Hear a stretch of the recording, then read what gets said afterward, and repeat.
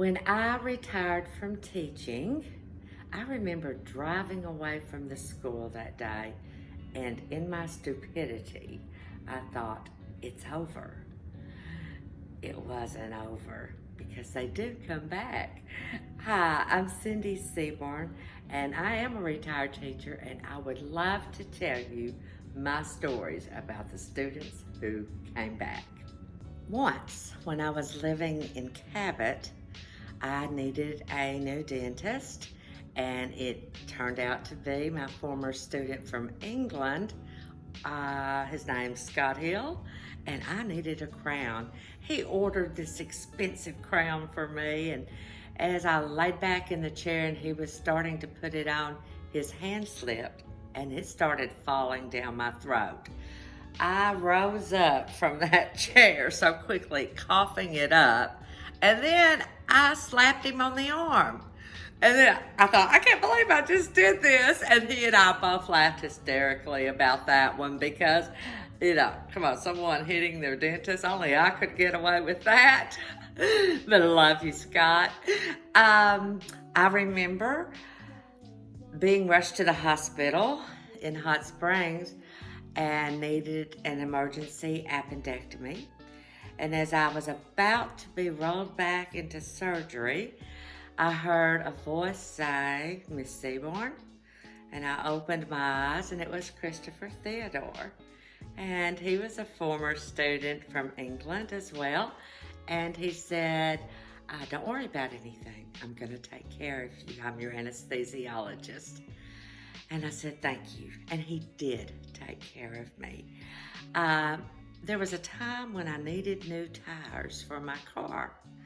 And I pulled up into a tire service business, and out walks Matthew Dixon.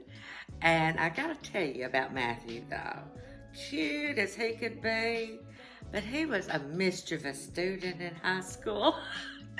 But I said, Matthew, would you get me the best tires for the best price? And he said, I'll take care of you, Miss Sebourn.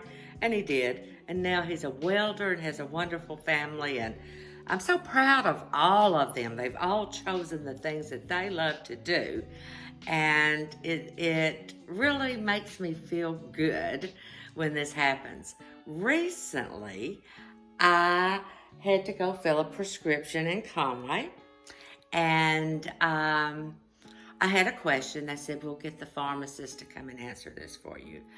And this young woman walked up and she said, Miss Sebourn, what is it that you're needing to know? And I told her, and she said, do you remember me? And I looked at her and I looked at the name. Wanda, you were from Cabot. And she said, yes, she's now my pharmacist. I mean, how great can things go with that? One time when I was teaching in Jesseville, I had my class do a PowerPoint on a piece of literature about symbolism or whatever they wanted to discuss about that piece of literature. And an awesome student of mine, John Mark Pierce, stood up to give his presentation, and somehow that young man managed to bring up Christianity and find Christian symbolism and talk about salvation. Now, that's pretty much not done in public schools, but he got away with it. He's now a minister. I am so proud of all of these students. I love running into them, seeing that they remember me, even though I'm now 61 years old and not as young as I once was, definitely. And they remember me, and then when they start talking, I remember them as well. I love them, and teaching was just a great blessing in my life because now that I'm getting older, I run into these former students and they take care of me.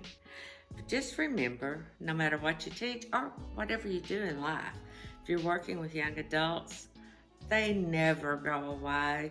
They always come back. They'll show back up in your life, and hopefully with fond memories and helping you out. I love it.